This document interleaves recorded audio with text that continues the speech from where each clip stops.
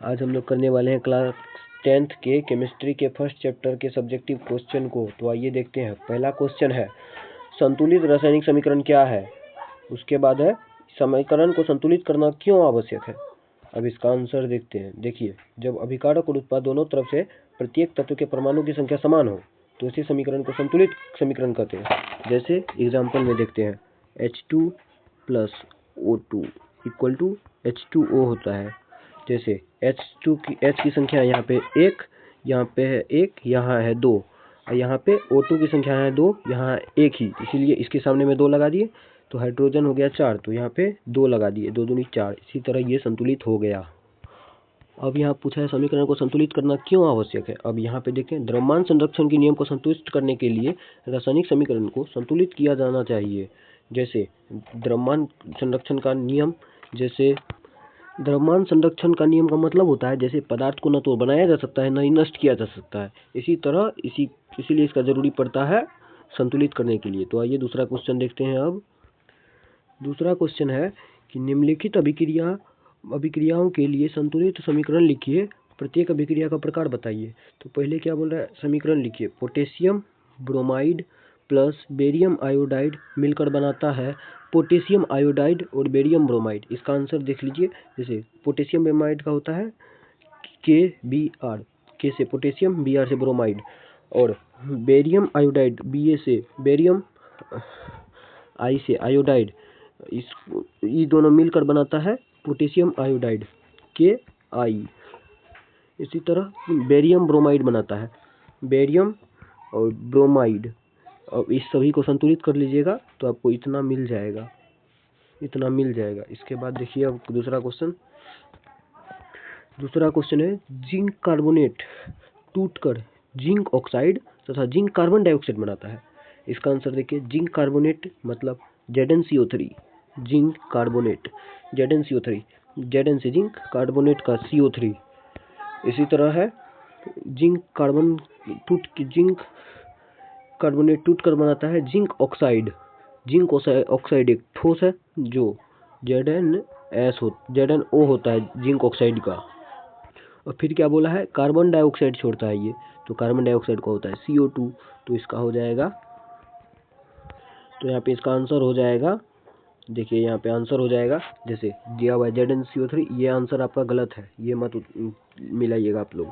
जैसे ZnCO3 है, ZnCO3 लिख दिए। ये टूट रहा है किसमें, ZnO में, ZnO लिख दिए जो कि एक ठोस है, प्लस इसका, उसके बाद क्या है कार्बन डाइऑक्साइड, उसके बाद है CO2। ये हो जाएगा आपका मेन आंसर। तो आइए अब तीसरा क्वेश्चन में चलते हैं।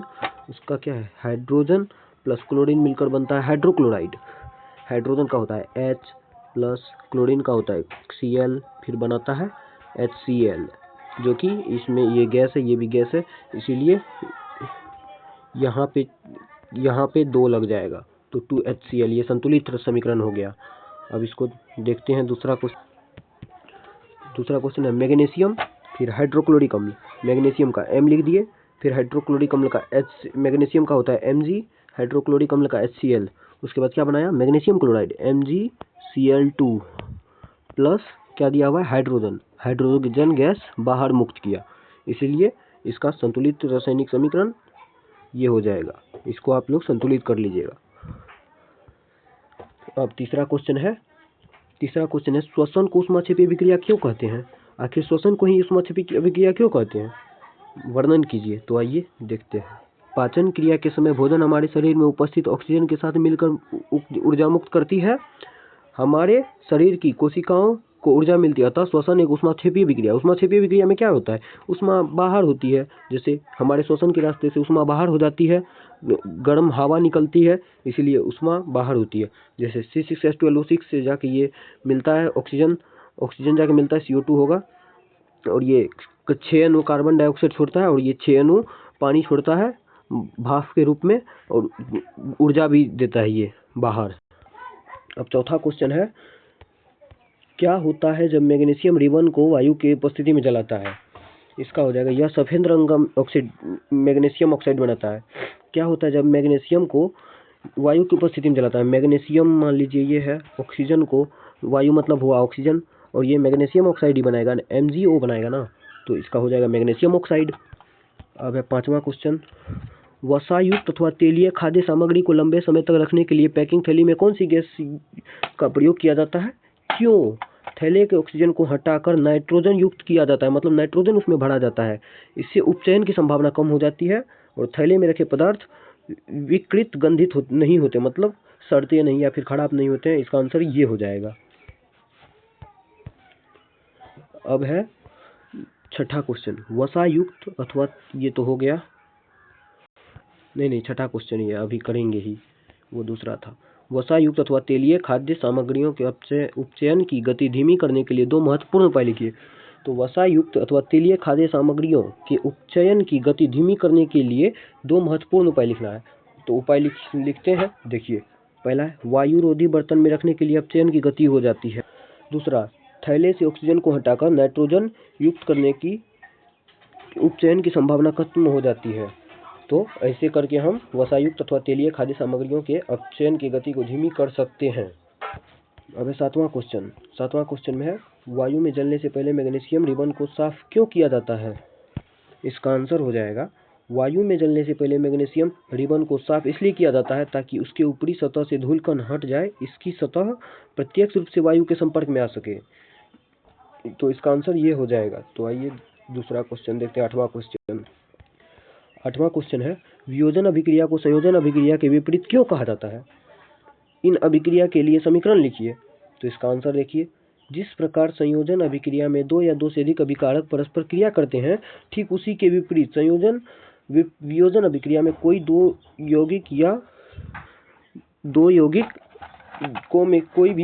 यौगिकों में विघटित हो जाते हैं, मतलब टूट जाते हैं। संयोजन में होता है, जैसे H2O टूट गया हाइड्रोजन और ऑक्सीजन में, और इस संयोजन में हो जाएगा H हाइड्रोजन ऑक्सीजन मिलके पानी बना लेगा।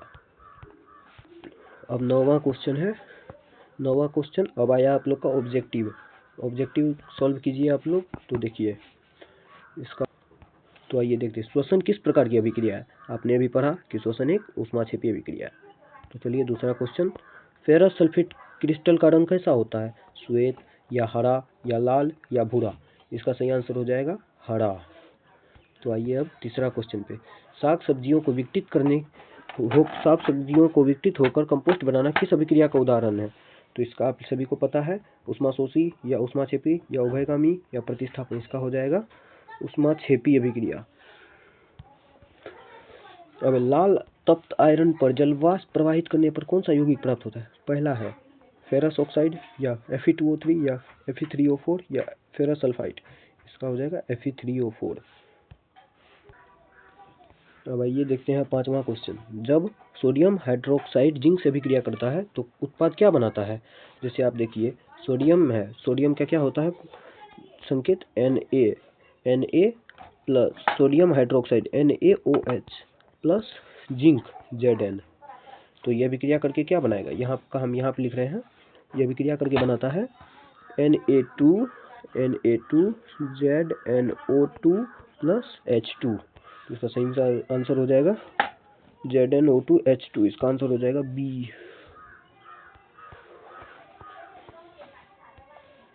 इनमें से कौन एक सदिश राशि नहीं है?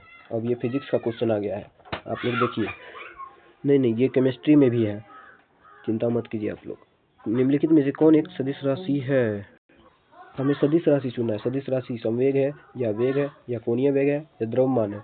द्रव्यमान एक अदिश राशि है, ये ऑप्शन यहाँ पे गलत है, यहाँ पे अदिश होगा, अदिश। निम्नलिखित में कौन सदिश राशि नहीं है? सातवां क्वेश्चन में सदिश राशि कौन नहीं हमको चेक करना है। यहाँ पे द्रव्यमान, समय, लंबाई, इसका हो जाएगा सदिश राशि, ये नहीं है, दोनों सेम एक क्वेश्चन था। तो अब है, शून्य में स्वतंत्र रूप से गिरने वाला वस्तु का गति समान होता है या वेग समान होता है या त्वरण समान होता है या बल समान होता है? इसका हो जाता है त्वरण समान। अब नौवां क्वेश्चन है, एक समान वृत्तीय गति में चाल और वेग दोनों अचर रहते हैं या चाल और वेग दोनों चर रहते हैं या चाल चर वेग अचर रहते हैं या चाल अचर और वेग चर रहते हैं? इसका हो जाएगा चाल अचर और वेग चर, चाल अचर वेग चर। अब 10वां क्वेश्चन है, 10वां क्वेश्चन है, रॉकेट का ऊपर जाना किस सिद्धांत पर कार्य करता है? ऊर्जा संरक्षण या संवेग संरक्षण या द्रव्यमान संरक्षण या बर्नौली प्रमेय? इसका हो जाएगा संवेग संरक्षण। अभी 11वां क्वेश्चन देखते हैं, इसका हो जाएगा, इसका क्या है, जब मैग्नीशियम फीता को जलाया जाता है तो उत्पन्न आग की लौ क्या होती है?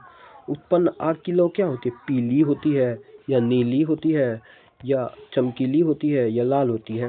चमकीला उजला होता है या लाल होता है? इसका हो जाएगा चमकीला उजला। मैग्नीशियम फीता को जलाने पर चमकीला उजला रंग का आग निकलता है। अब है 12 नंबर का क्वेश्चन में, कौन द्वितीय विस्थापन अभिक्रिया है? द्वितीय विस्थापन है मतलब दो यौगिक होगा, दोनों को विस्थापित कर देगा। इसका क्या होगा? AgNO3, क्योंकि यहाँ पे Ag चल गया Na3 के पास और यहाँ पे NCl चल गया, Na का Cl चल गया AgCl के पास।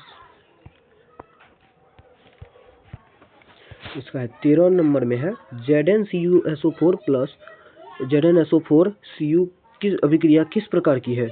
इसका हो जाएगा, देखिए इसका हो जाएगा विस्थापन अभिक्रिया, क्योंकि इसका एक ही यौगिक इधर से उधर हुआ है, सभी यौगिक नहीं गया, सभी वही यौगिक इधर से उधर हो जाता तो मतलब वो उभय विस्थापन अभिक्रिया है, द्वि विस्थापन अभिक्रिया है, दोनों एक ही होता है।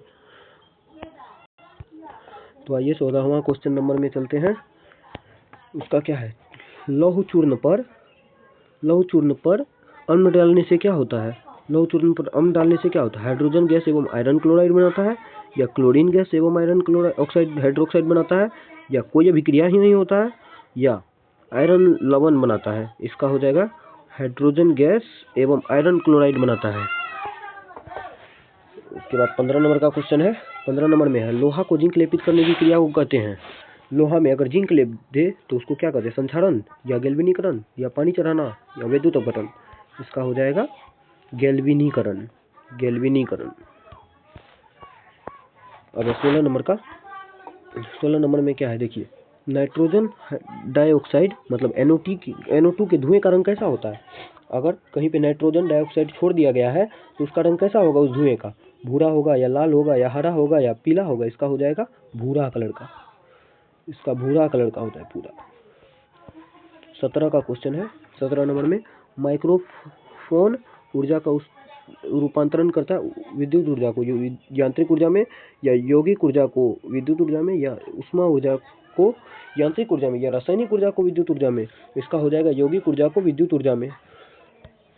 अब 18वां क्वेश्चन देखते हैं, सौर सेल कैसे बनाए जाते हैं? सौर सेल किससे बनाए जाते हैं?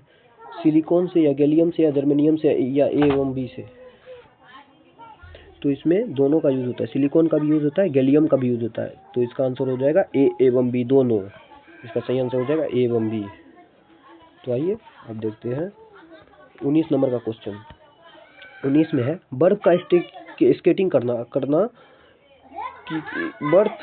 स्केटिंग करना प्रदर्शित करता है क्या? दाब बढ़ने पर बर्फ का गलनांक बढ़ता है या घटता है या अपरिवर्तित रहता है या फिर घटता है फिर बढ़ता है? इसका क्या हो जाएगा आंसर? इसका हो जाएगा घटता है, क्योंकि अगर बर्फ से स्केटिंग करेंगे तो दाब घटेगा ना उस पर, तभी स्केटिंग होगा ना, ये जमीन पर चलने जैसा नहीं है इसीलिए।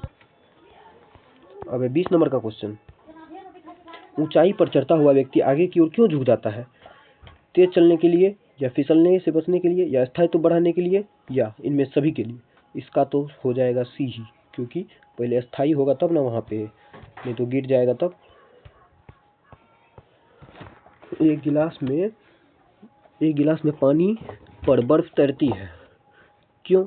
जब बर्फ पूर्णतः पिघल जाए तो पानी का तल क्या होता है? बढ़ता है या घटता है या अपरिवर्तित रहता है या पहले बढ़ेगा फिर बाद में घटेगा? इसका में कुछ नहीं होता है, मतलब अपरिवर्तित रहता है, कोई परिवर्तन नहीं होता है। अब 22 नंबर का,